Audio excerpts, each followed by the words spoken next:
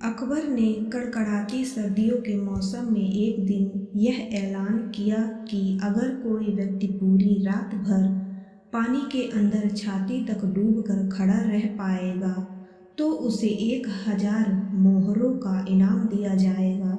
इस चुनौती को पार करना काफ़ी कठिन था, पर फिर भी एक गरीब ब्राह्मण अपनी बेटी के विवाह के लिए धन जोड़ने की खातिर तैयार हो गया। जैसे तैसे करके उसने कांपते ठिठुरते रात निकाली और सुबह बादशाह अकबर से अपना अर्जित इनाम मांगा। अकबर ने पूछा कि तुम इतनी सर्द रात में पानी के अंदर कैसे खड़े रह पाए? ब्राह्मण ने कहा कि मैं दूर आपके किले के झरोखों पर जल रहे दिए का चिंतन कर करके खड़ा रहा और यह सोचता रहा कि वह दिया मेरे पास ही है। इस तरह रात बीत गई। अकबर ने यह सुनकर तुरंत इनाम देने से मना कर दिया और यह तर्क दिया कि उसी दिए की गर्मी से तुम पानी में रात भर खड़े रह सके, इसलिए तुम इनाम के हकदार नहीं। ब्राह्मण रोता हुआ उदास होकर चला गया। बीरबल जानता था कि ब्राह्मण के साथ यह अन्याय हुआ है। उसने ब्राह्मण का हक दिलवाने का निश्चय कर लिया। अगले दिन अकबर और बीरबल वन में शिकार खेलने चले गए। दोपहर में बीरबल ने तिपाई लगाई और आग जलाकर खिचड़ी पकाने लगा।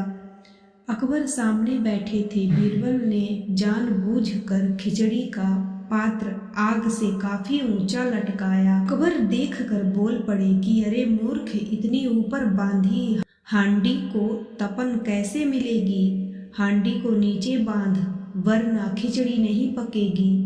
बीरबल ने कहा पकेगी पकेगी, खिचड़ी पकेगी, आप धैर्य रखें। इस तरह दोपहर से शाम हो गई और अकबर लाल पीले हो गए और गुस्से में बोले, बीरबल तू मेरा मजाक उड़ा रहा है, तुझे समझ नहीं आता इतनी दूर तक आंच नहीं पहुँचेगी। हांडी नीचे लगा। तब बीरबल ने कहा कि अगर इतनी सी दूरी से अग्नि खिचड़ी नहीं पका सकती तो उस ब्राह्मण को आपके किले के झरोखे पर जल रहे दिए से ऊर्जा कैसे प्राप्त हुई होगी? यह सुनकर अकबर फौरन अपनी गलती समझ जाते हैं और अगले ही दिन गरीब ब्राह्मण को बुलाकर उसे 1000 मोहरें दे देते हैं और भरे दरबार में गलती बताने के बीरबल के इस तरीके को प्रशंसा करते हैं।